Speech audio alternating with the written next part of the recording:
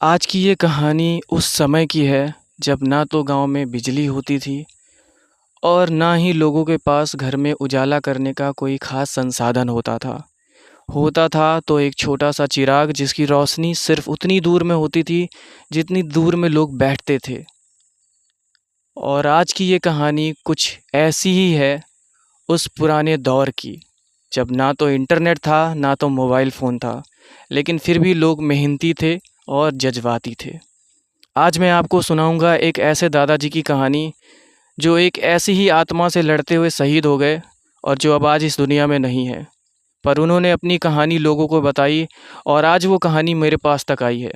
तो आज ये कहानी मैं आपको सुनाना चाह रहा हूँ। दोस्तों, एक वो दौर था जब लोग खेतों में काम करने के लिए ना तो दिन देखते थे ना तो रात देखते थे। वो आधी रात को भी खेत में काम करने चले जाते थे।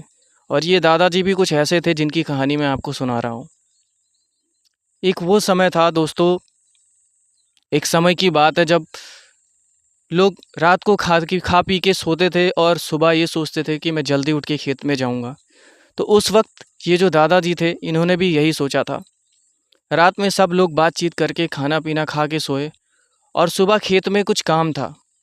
उसके लिए इन्होंने अपने छोटे भाई से बोला कि मुझे सुबह उठाना और साथ में जल्दी चलना, खेत में काम है।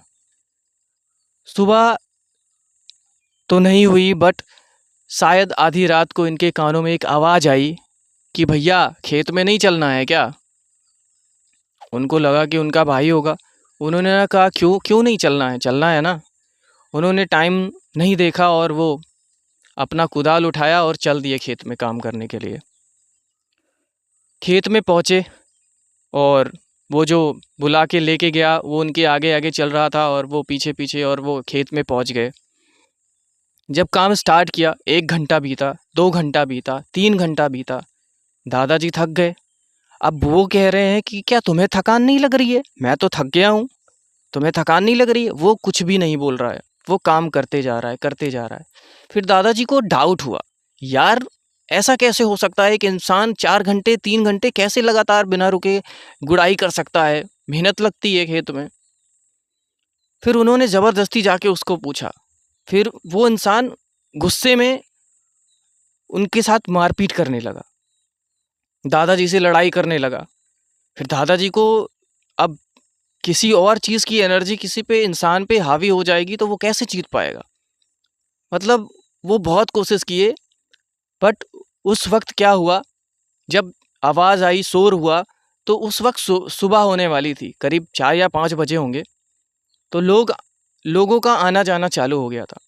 तो क्या हुआ, वो इंसान या जो भी कह लें उसको, वो अचानक से वहाँ से भागने निकला, भाग गया, वो भागने लगा। पर फिर भी दादाजी ने उससे लड़ा जितनी उनमें हिम्मत थी।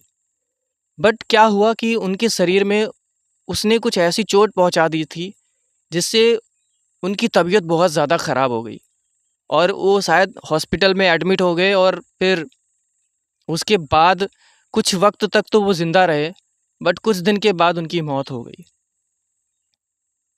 ये कहानी हमने अपने पूर्वजों से सुनी, गांव के पुराने लोगों से सुनी जो आज भी ज़िंदा हैं।